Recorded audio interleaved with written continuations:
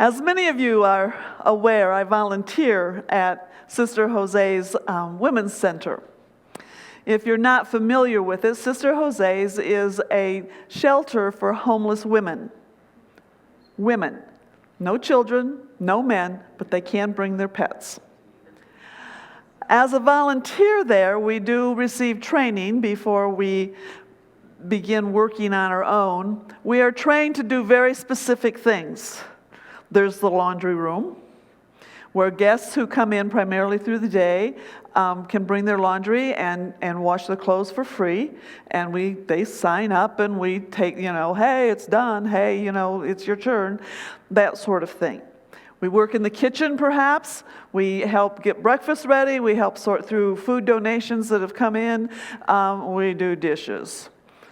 We do dishes.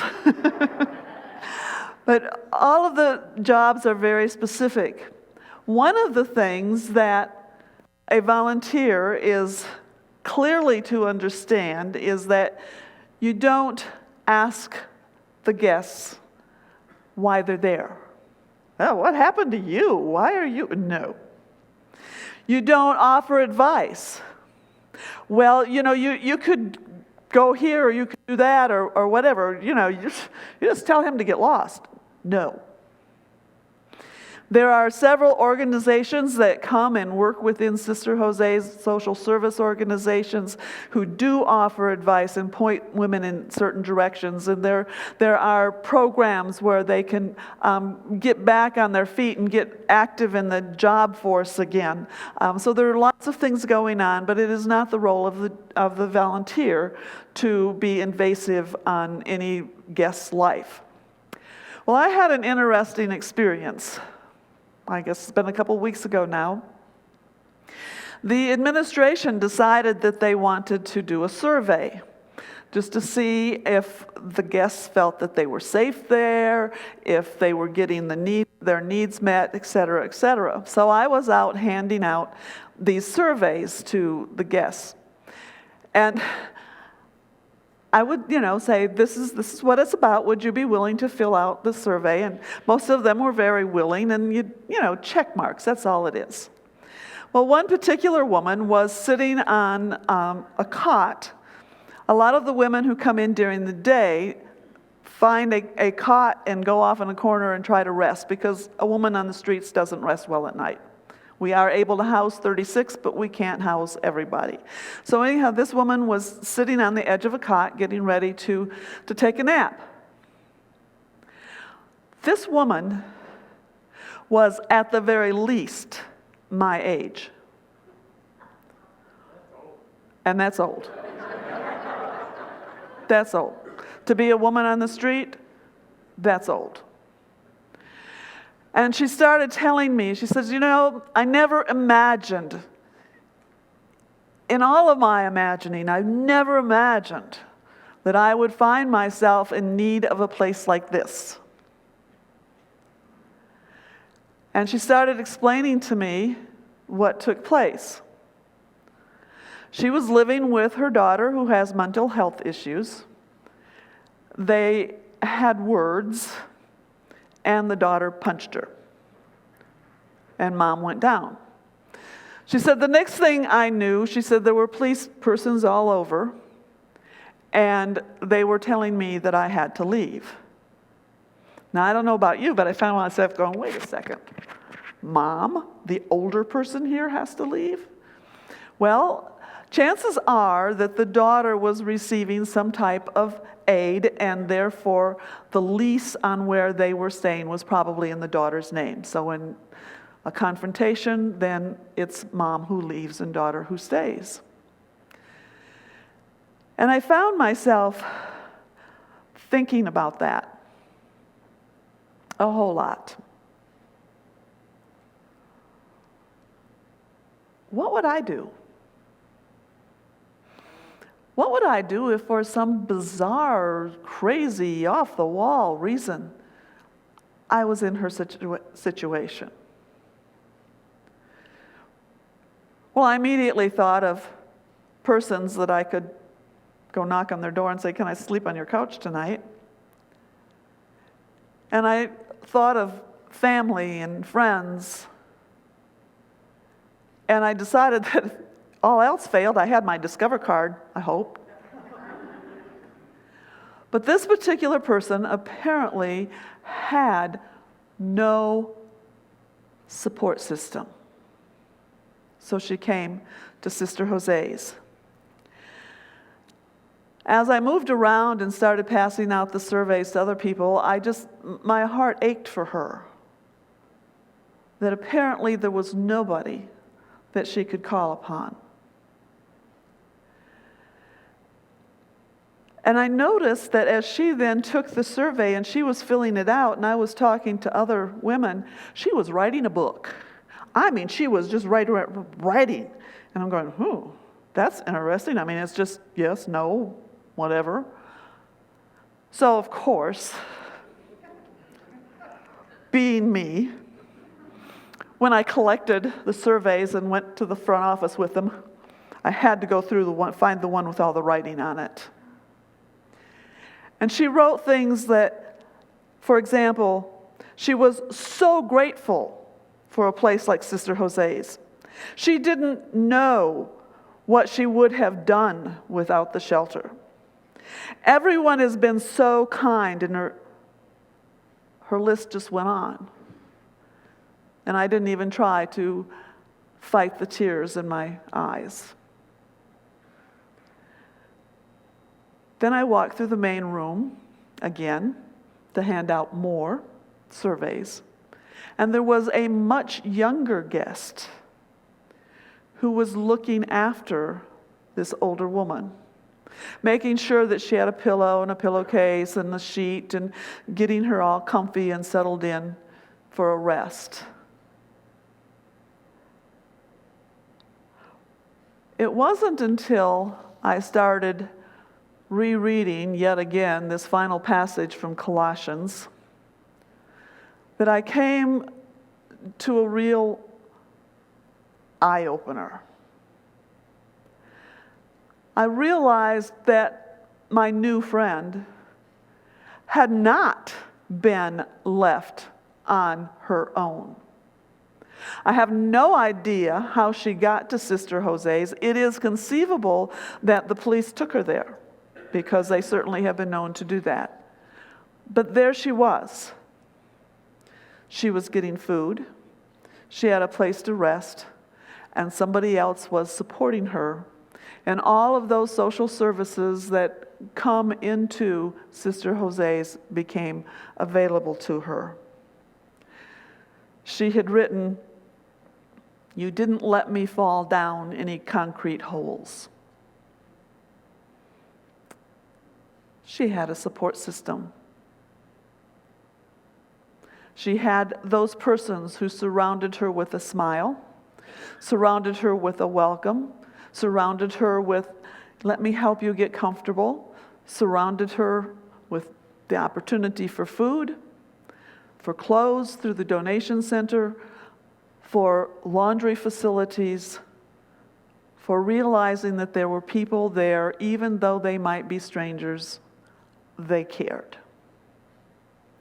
Well, Paul lays out for us, as he pulls together this letter, he points out for us that the love of Christ is not scattered like pixie dust.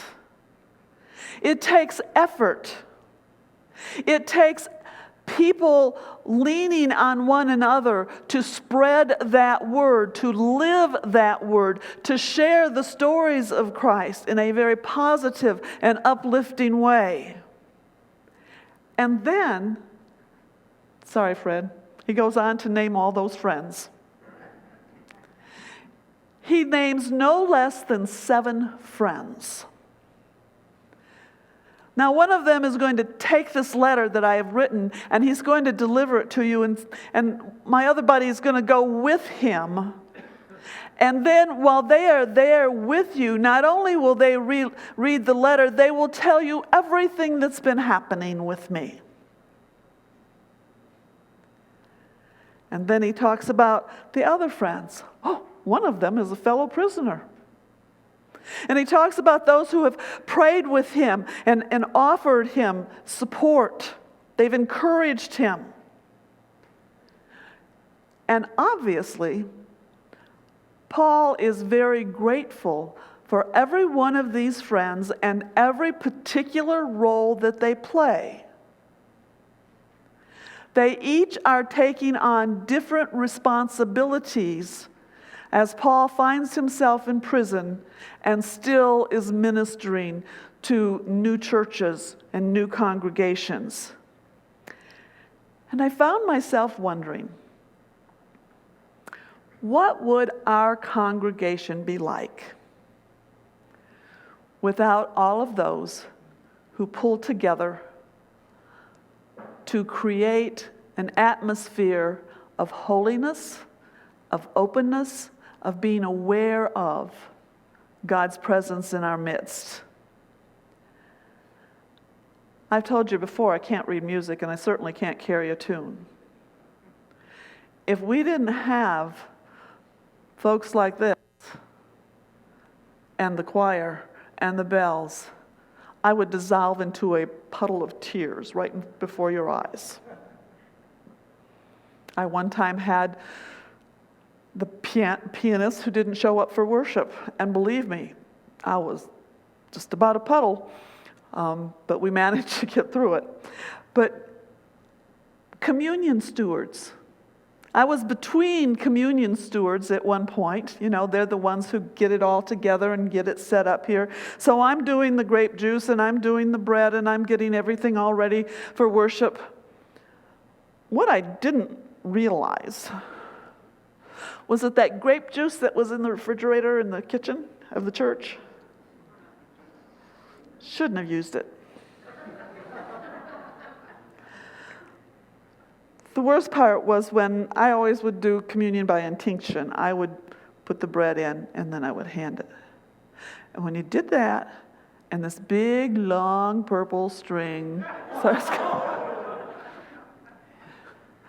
I tell you, I need all the help I can get. Always have, and always will.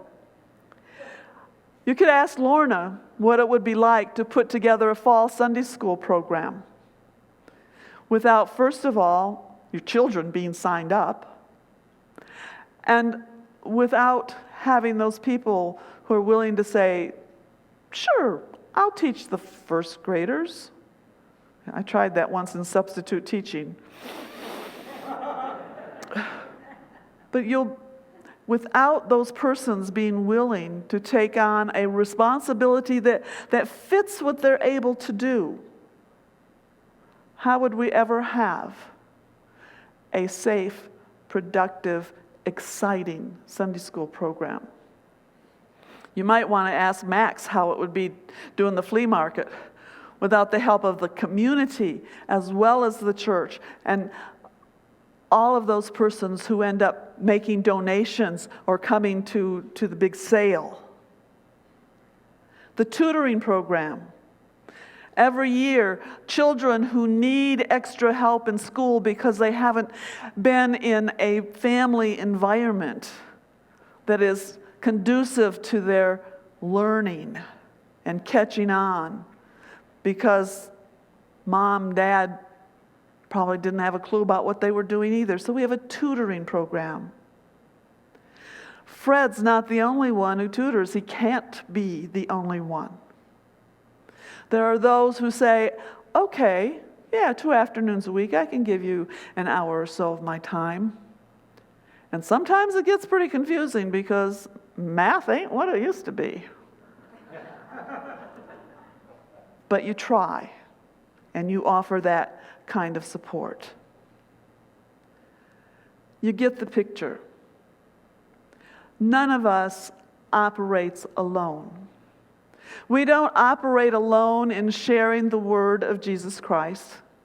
We don't operate alone in our witness.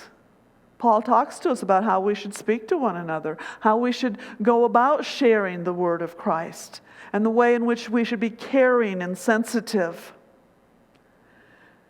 And then Paul identifies each of these persons And he lets us know that he himself could not handle being in prison without them. That being on his own and trying to face day to day, to keep his spirit up, to be a witness, to be able to sing while he's in prison, that possibility comes because he is surrounded by others. Well, we all know how much we depend upon our family and our friends and our church community. We get those thank you notes from those who have been in the hospital one too many times, and they've had meals brought to them, and they've had people call and text and say, how are you? We know what it means to let a friend know, I'm thinking about you. To squeeze a hand, to offer a hug, to offer a smile. Because if somebody is in a very dark place, a smile is a ray of sunshine and a reminder that they're not alone. Well, this morning, you may remember Candace's last Sunday here. She said, and I quote, "Sandra's in charge for the next 3 weeks." Nobody should ever do that, just saying. I am going to invite us to have some time of pure chaos this morning. We're going to move ahead into our prayer time. We're going to move forward into our offering time, but then we're going to come to our closing hymn. And when we come to the closing hymn, I would like you to come to one of these tables where there are little cards.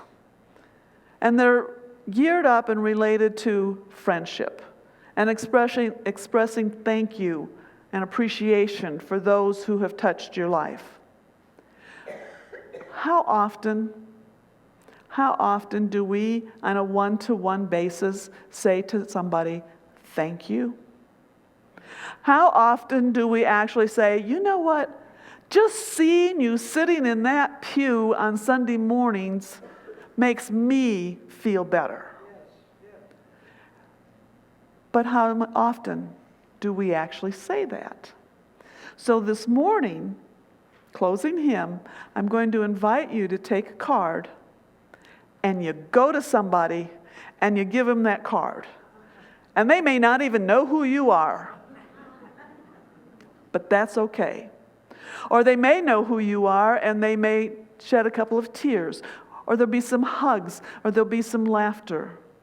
We need to remember who we are as a congregation and the many ways in which we can support one another.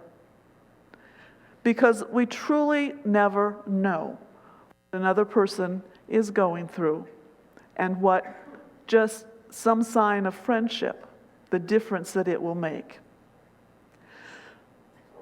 Take a card, closing hymn, and let the chaos go forward. We've already warned Doc and Raymond that we may not be singing a whole lot on that last hymn. And I hope we're not. And I hope there's lots of hugs, and I hope that there's laughter, and I hope that there's gratitude being expressed. Let us move now into our time of prayer.